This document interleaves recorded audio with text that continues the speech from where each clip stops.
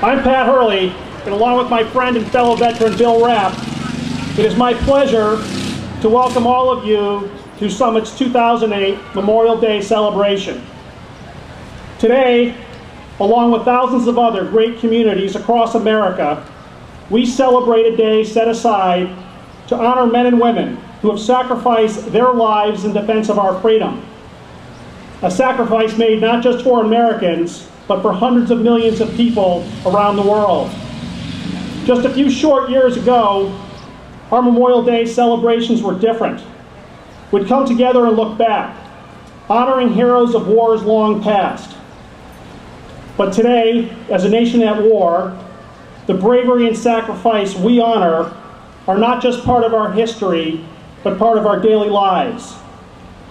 The souls of the more than 4,000 who have died in the war on terror join those of the thousands of heroes who died in the beaches of Normandy, in the trenches of Europe, on the waters of the Pacific, and on the open fields of Bunker Hill.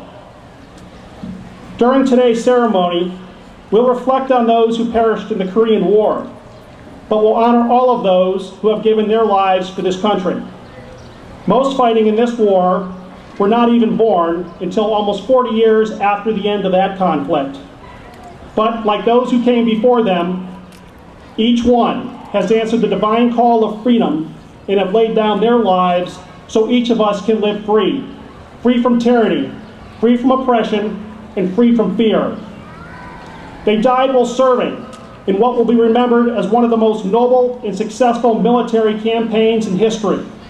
As in all past wars, they have met with triumph and tragedy, but they have never wavered, they have never turned their backs, and they have never given up. And they have not died in vain. Our cause is righteous, and we are winning. In just over 6 years, the abstract network of terror designed to frighten, confuse, and exhaust us is beginning to unravel. Global deaths from terrorist attacks are down by more than 40%. More than 50 million people in Afghanistan and Iraq have been freed from the reins of totalitarianism.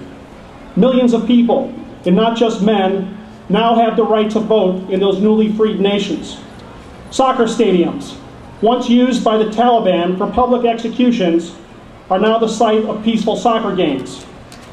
Saddam Hussein is no longer supporting suicide bombers terrorizing Israel, and his rape and torture rooms have been closed forever.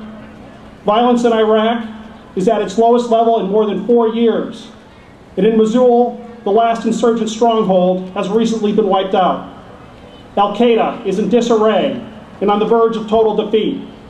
While hiding in caves, their leadership is confused why America is not fighting them on their terms, and why it has not by now backed down.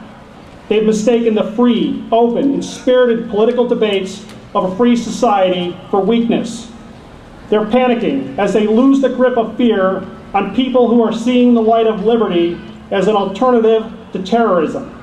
The tenacity, bravery, and determination of our military weren't part of their plans when they launched what they hoped would be their final assault on democracy in 2001.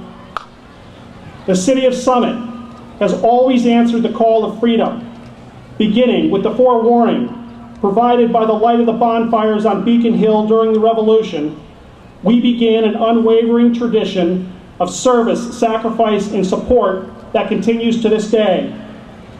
The attacks of September 11, 2001 pierced the heart of this community unlike anything ever before.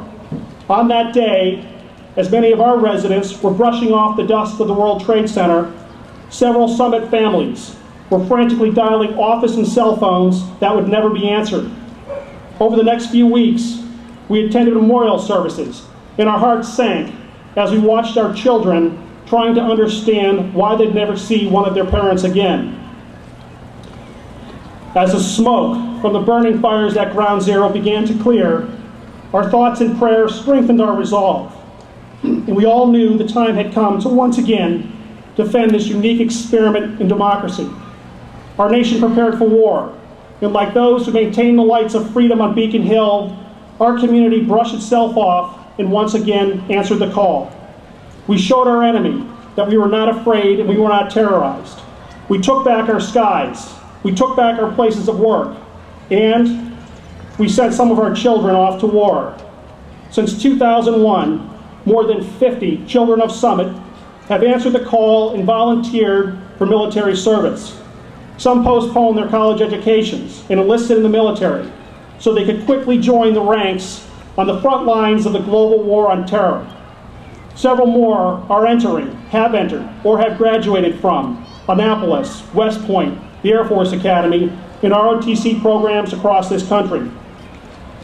Back at home, and ever mindful of the ultimate sacrifice made by hundreds of thousands of Americans since 1775, our support for our troops has been steadfast. Thousands of you, through local grassroots organizations, have given of your time and resources to support not only troops from Summit, but soldiers, sailors, airmen, and Marines from across America, most of whom you'll never meet, knowing all are linked by the same remarkable character shared by our fighting men and women for over 230 years. A character best described by the words of President John F. Kennedy, who, in his inaugural address on January 20th, 1961, pledged that Americans shall pay any price, bear any burden, meet any hardship, support any friend, oppose any foe, in order to assure the survival and the success of liberty. So today it is my honor, on behalf of my fellow veterans in Summit and across this country, to officially open this year's ceremony in this uniquely American and patriotic city.